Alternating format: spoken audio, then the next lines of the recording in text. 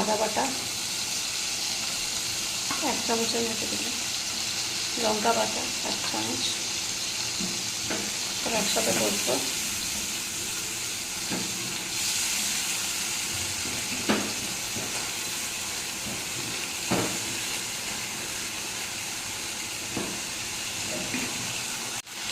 দেখুন এখন তেল ছাড়া ছাড়া হচ্ছে, এই অবস্থা।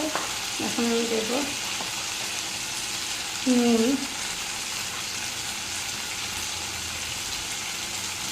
1.5 চামচের মতো দিলাম, হলুদ 1 চামচের সামান্য একটু দিলাম, জিরার গুঁড়ো, ধনে গুঁড়ো